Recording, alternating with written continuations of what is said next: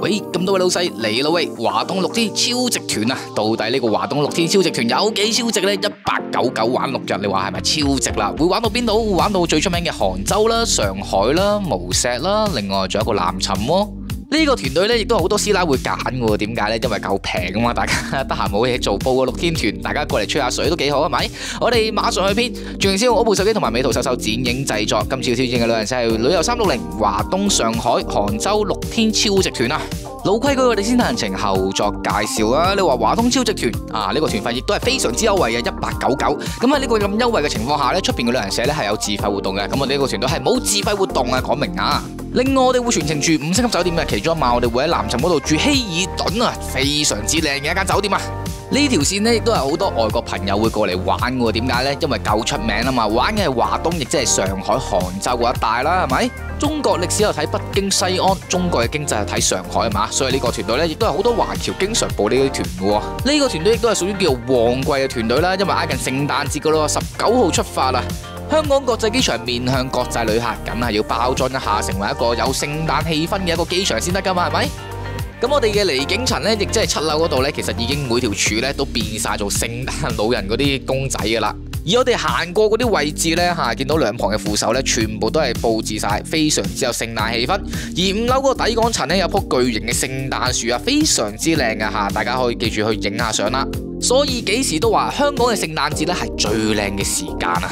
而機場禁區入邊係咩情況啊？亦都好似尖沙咀係 Dior 包咗個場啊！然後再行少少啦，10號、11號位呢，亦都係非常之有聖誕氣氛嘅，超級靚啊！喺度亦都祝各位朋友有個歡樂嘅聖誕節啦！好啦，講完題外話啦，咁啊講翻我哋班機先啦，我哋會乘坐 CA 中國國際航空公司728 1930起飛213到達杭州，翻嚟嘅話係 CA 727 1615起飛1830到達香港國際機場噶。乘坐嘅係空中巴士 A321，佢係一班細機嚟噶，33座位啊！因為今日杭州飛過嚟嗰班機呢就延誤咗噶，所以我哋香港嘅起飛時間呢亦都會順延噶啦。去到幾點先起飛呢？冇記錯，好似去到8點45分、8點50分咁上下先起飛噶。而我哋中國國際航空公司呢，亦都係中國3大航空公司之一嚟噶。機上面係有飛機餐嘅，今日係食魚柳紅米飯啊！我哋到達杭州嘅時間呢係11點鐘，咁我哋攞埋行李出嚟嘅話，差唔多好似係11點45分咁上下啦。我哋呢團一行24位貴賓，我哋乘坐50座豪華旅遊大巴，真係超級大啊！好浪費啊，一人可以坐成2個位咁多啊！冇計啦，我哋360嘅貴賓一定係俾啲最好嘅我哋班貴賓啊嘛，係咪？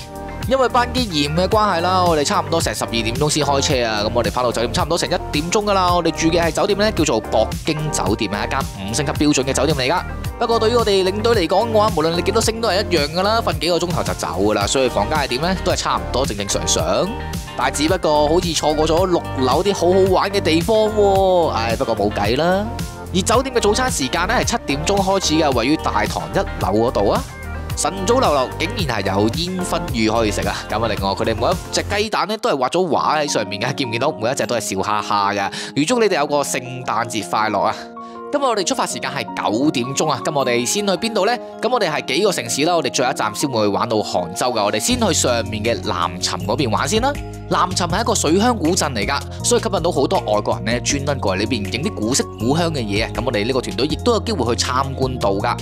我哋呢個團隊係會先玩南沉，然之後呢晏晝嘅時間就會過到去無錫啦，然之後玩無錫，然後啦第3日我哋就會去到上海，咁然之後第4日呢，我哋就會翻嚟南沉呢邊住一間超靚嘅酒店希爾頓啊，亦都係上年先新開嘅酒店啦。然之後最後一日呢，我哋會玩到杭州噶。南沉古鎮呢邊呢，就可以話俾你知咩叫做小橋流水人家啦，非常之安靜嘅一個古鎮啊。雖然依家係12月中啦，但係華東呢邊呢，仲係叫做秋天的尾巴，所以我哋中間嚟講嘅話，仲可以見到紅葉啊、黃葉啊諸如此類噶。我哋而家睇緊嘅係南沉古鎮入邊嘅大戶人家嘅住宅咯吓，特別係清晨時分過嚟嘅時候，真係非常之靚啊！好啦，咁我哋行完古鎮之後呢，我哋就會出嚟啦。地球村原來係一間餐廳名嚟嘅，係一間私房菜嚟噶。平時係唔接團餐，之後我哋 VIP 貴賓呢，先會過嚟呢間餐廳度食飯咯。而你話華東呢邊食嘅嘢呢，就唔算話辣嘅啊，通常嚟講嘅話都係偏甜啊，或者係味道濃郁啊諸如此類，但係就唔會辣咯。例如呢個係蛋黃南瓜，非常之正啊！好啦，咁我哋食飽飯之後呢，我哋就會坐車前往我哋下一個城市啦，會去到無錫呢個地方。無錫亦都係一個歷史名城嚟噶，當中我哋會遊覽佢哋嘅圍山古鎮啦，以及係寄暢園噶。講真啊，打呢個團都幾開心啊，因為通常報得華東呢啲團隊呢，都係嗰啲大 party 啊，嗰啲街坊為主嘅朋友啦，所以基本上呢，導遊唔需要點樣講啊，車上嘅氣氛都會好好，因為大家本身識落噶啦嘛。因為本身大家都識落呢，所以本身啊冇咁多拗撬喺度，都幾舒服嘅呢個團隊。好啦，咁啊講翻呢邊先。咁啊，惠山寺呢係一個歷史名寺嚟噶吓，最早可以追溯到魏晉南北朝嘅時期噶啦。佢係位於太湖嘅南面，亦都係無錫最出名嘅古寺嚟噶。據說清代嘅時候呢，就好多皇帝中意下江南噶。咁啊，康熙呢就嚟過6次，而佢個孫呢，乾隆啊嚟過7次咁多。當然啦，你話皇帝都嚟咯，平時嗰啲文人墨客更加會嚟題詩作對啦，係咪？而佢本身呢度呢，亦都係非常之有呢個中國古典嘅味道啊！我哋亦都係嚟得非常之啱時候啦，大家可以見到入邊嘅葉啦，係轉晒顏色噶啦，紅葉啦、黃葉啦，非常之靚啊！咩叫做江南水鄉、江南古鎮啊？講嘅咪呢啲咯。但係只不過美中不足嘅係，我哋今日過嚟嘅時候呢，高速公路嗰度塞車，前面好似有車禍嘅關係啦，所以呢，我哋係嚟晏咗少少噶。如果係再光啲呢，影出嚟嘅效果呢會再靚啲噶。而呢邊嘅山泉水咧，亦都係非常之靚啊，所以叫做天下第2泉啊。咁啊，第1泉喺邊啊？喺山東濟南嗰邊咯。好啦，我哋一路聽住我哋導遊姐姐去介紹歷史文化，我哋一路欣賞咁美麗嘅風景啦。有樣嘢好嘅，因為我哋出去嗰時咧，佢景區已經係開咗燈噶啦，夜晚咧都係非常之靚。見唔見到啲燈咧係紫色燈，影落棵樹嗰度咧係非常之靚啊。而佢哋嘅燈籠咧，亦都係我哋中式燈籠嚟嘅，好靚啊！好啦，行完古鎮之後呢，我哋就去水鄉喎嚇。咁啊，無錫呢邊呢，亦都有個水鄉喺度噶。我哋會到南長路清明橋運河歷史街區嗰度去打卡影相喎。原來平時賣廣告江南水鄉嗰幅畫，原來係出自呢條橋嗰度啦，就我哋南長路起點嗰度啦。大家要記得呢個位啊，呢個影相係超級靚啊！好啦，你話南長路點樣遊覽呢？其實係一條路直行到篤，然之後沿路返回就 OK 噶啦。而入邊嚟講嘅話，亦都係有啲美食公園啊，或者係好多餐廳啊，大家亦都可以去品嘗下啲小食啦。但係建議大家唔好食咁飽啊，因為我哋晏啲咧會食晚餐噶。而南長路咧本身亦都係非常之受到本地人歡迎嘅一個步行街嚟噶，所以除咗見到我哋遊客之外咧，本地人嘅身影咧亦都係非常之多噶。好啦，咁我哋行完南長路之後咧，我哋就會去食飯噶啦。今日食飯嘅餐廳叫做蓬萊怡景餐廳啊，有一間高級餐廳嚟噶。俾咁多位望一望我哋貴賓食咩餐先啦嚇。無錫最出名嘅醬排骨我哋會食到啦嚇，而我哋嘅重點咧係叫做任食大閘蟹啊，見唔見到啊？中間嗰盤啊，亦都係我哋呢個團嘅賣點嚟噶。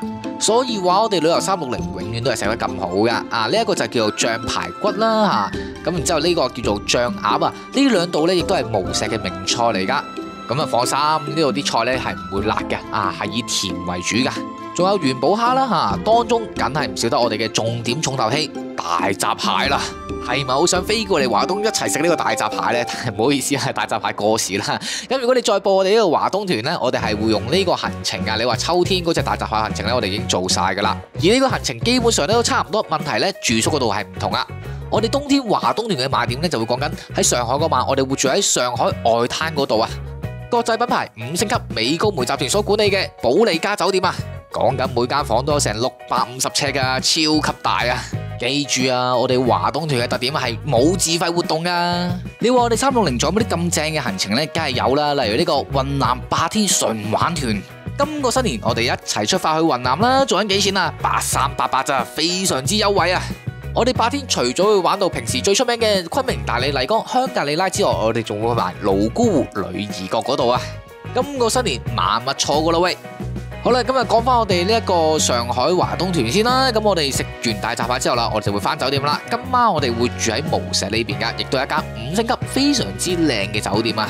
而佢嘅地理位置亦都係非常之正啦吓。咁啊行出去已經有地鐵搭噶啦。咁啊你中意去邊度就去邊度啦。係咪好想玩到呢個旅行團呢？快啲喺留言區度打，我想去華東，我就會 send 個資料俾你噶啦。或者你想收到嚟緊有咩抵玩嘅旅行團，快啲打我想去旅行，我亦都會 send 個資料俾你噶啦。我係你嘅香港水果導遊小豆子，關注我，帶你走遍大江南北。